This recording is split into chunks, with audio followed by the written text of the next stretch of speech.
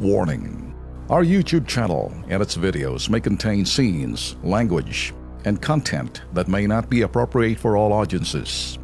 These videos include surveillance footage, undercover pursuit of suspects, actual police and rescue operations, and fearless confrontations. If you do not approve of the content, please do not watch our videos. If you wish to continue, we strongly advise that you proceed with caution. Viewers' discretion is advised. Isang amain tumakas papunta ibang bansa matapos molestyahin ang anak ng dating asawa. Humingi ngayon ng ayuda si Linda na mahuli ang dating asawa na si Oscar Paul Valle. Nitong Pebrero lamang nadiskubre ni Linda ang pangmomolestya ng dating asawa sa kanyang anak na 13 anyos. Wow. Diyos ko po naman. Ito ay matapos ipatawag si Linda ng teacher ng anak. Dito ikunento ng bata na noong September na karaang taon pa nagsimula ang kababuyan sa kanya ng stepfather niyang si Oscar. 4 na beses daw minolestya ni Oscar ang anak bago ito nakapagsumbong sa teacher. Nang kumprontahin ni Linda ang dating asawa, sinabi nito na dinidisiplina lamang di umano niya ang bata.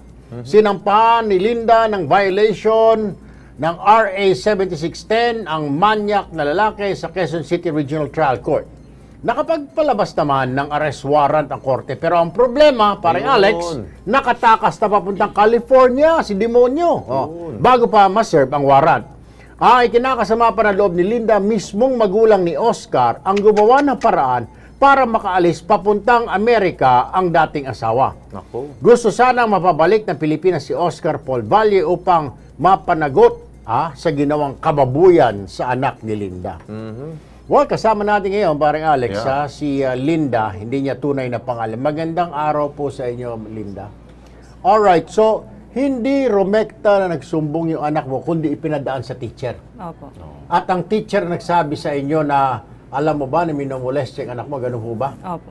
Alright. Opo. Ano rohong pagmomolestya ang ginawa nitong demonyong ex ninyo, stepfather na bata? Pag madaling araw po, ginigising po yung anak ko. Saan po kayo ng mga oras? Tulog po. Kasi may bunso pa po akong anak, baby pa lang. Okay. Hindi nyo napapansin na umaalis sa kama nyo yung lalaki? Hindi po. Okay. Tulog, yun po yung tipong himbing na himbing ako sa pagtulog. Gigisingin niya po yung anak ko, tapos palalabasin niya ng kwarto. Tapos doon na po gagawin yung kahalayan. Panghihipo, gano'n? Opo. Hindi lang po hipo, parang dumating pa po sa point na pinasok yung kamay at tinangkang ipasok yung ari. Tinanong nyo ba ninyo yung anak niyo bakit hindi siya nagsumbong sa inyo rekta, bakit dumaan pa sa teacher? Opo, tinanong ko po kasi po nung time na yun, napansin ko na po na parang iba po siya manamit. Iba na ang kilos. Iba na po yung kilos, may takot po. Traumatized. Tinanong ko po siya, tinatakot po siya nung stepfather na hindi pag-aaralin. Gano'n? Yung pinapanakot sa kanya. Alright, kailan po lumabas yung warrant of arrest? Nung nagpunta po ako sa DSWD para po sa counseling po niya, naisipan ko lang ho dumaan sa RTC Branch 229 para i-check yung case. Doon ko lang po nakita na may warrant na po. Siya lang ho may warrant. Hindi nyo sinama yung dalawang kulang-kulang na magulang. Pwede po yun, aiding and abetting. Hindi pa ibig sabihin, kinonsente yung kanilang anak na manyak, pwede po yun. Makakasama sila dapat doon sa warrant. Hindi, sabi po sa akin, nantayin ko raw po mag-hearing. Ay, sana sinama ninyo aiding and abetting, di ba? Parang Alex? Oo. May hawak na ko kayong warrant of arrest. Opo. Humingi ko kayo ng kopya sa ano. Okay. Meron po. Alright, Ma'am Linda, sandali lang po, tinatawagin natin ng NBI. Parang gagawin ho natin, ma-coordinate doon sa Interpol. Ano po? And at the same time, tatawag din ho tayo sa DFA para makansela yung passport. Ito ba anong klase po ang passport na Philippine passport? Philippine passport po. Philippine passport. At tama. Pati Pwede nga tayo i-report ito sa embassy para makancel yung US visa nito. And bukod dyan, parang Erwin, meron tayong extradition treaty. Exactly. Diba? Kapag may kaso ka dito, pwedeng pauwiin ka agad dito yan. Exactly. Anyway, babalikan natin yan. Ano ba, Aling Linda? Sandali lamang, Yes, sinusubukan kasi namin natawagan si Director Dante Giran ng NBI pero maya-maya po, antay lamang ko kayo dyan. Balikan po natin ang reklamo tungkol sa pangmamolestya sa anak ni Aling Linda. Para sa karagdagang ayuda, makakausap natin si Attorney Maria Antoinette Mangrobang, ang tagapagsalita po ng Bureau of Immigrations. Magandang hapon po, Attorney Mangrobang. Magandang hapon po, sir, at magandang hapon po sa inyong mga tagapakinig at tagapanood. Good afternoon po. Yes, ma'am. Good afternoon. Ma'am, may ilalapit lamang kami pero may konting problema. May warrant of arrest na itong kumag na ito, itong stepfather ng bata na minolestya yung kanyang stepdaughter na 13 years old. Yes, Nakatakbo itong si Ogag sa Amerika ngayon. Nandun sa Amerika ngayon. Alright? Opo. Ano ho ba ang pwede nating maitulong ng Bureau of Immigration dito sa nanay na gusto niyang mapanagot itong buang na ito dito sa korte natin, ma'am? Opo, una sa lahat po, yung Bureau of Immigration po, ang maitutulong natin kung mabigyan po kami ng certified true copy ng warrant, Okay. yung ating pong complainant ay maaaring i-furnish ang Bureau of Immigration ng warrant na ito para ma-include po ang pangalan nitong akusado sa aming alert list.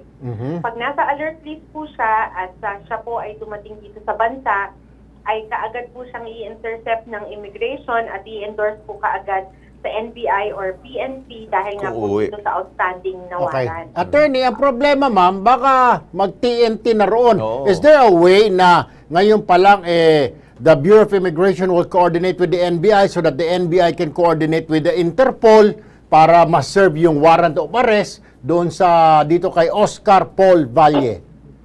Ang Bureau of Immigration po, very limited yung aming jurisdiction. Maaari po nating matulungan yung ating kababayan na po tumulog din po sa Department of Foreign Affairs para rin po ma-cancel yung passport nitong tao na to na nakaalis na dito sa ating bansa. At pwede rin po tayong humingi ng tulong sa Department of Justice kung sakali pong yung pinuntahan po, kung Amerika po, sigurado namang may extradition tayo sa kanila Right. para ma-effect po, but not through the Bureau of Immigration because an extradition po does not pass through our agency, sir. Siguro paring Erwin, Attorney Mangrobang, si Alex Santos po to.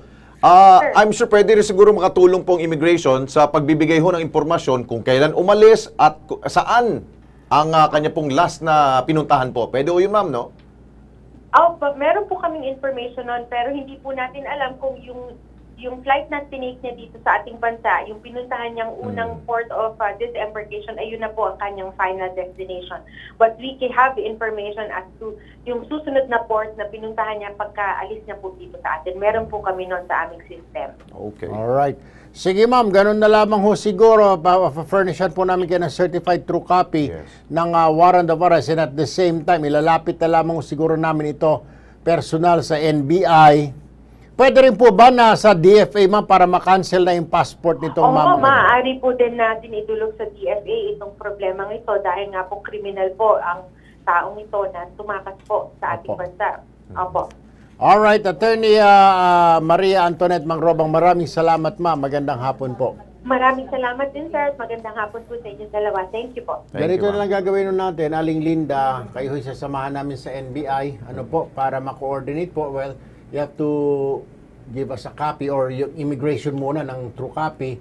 Ganon din ang NBI para mabigyan nila yung kanilang counterpart sa US, Interpol. Ganon din po ang DFA. So, kung ako sa inyo, make 3 copies po para sa DFA para makancel po yung passport. Apo, sir. Pag makancel yung passport ko niyan, talagang presado ibalik ko dito yan, mama. Liliit ang kanyang mundo. Ay, liliit. Ano po? Sige po, sasamahan po namin kayo bukas, Ma'am Linda. Apo, sir.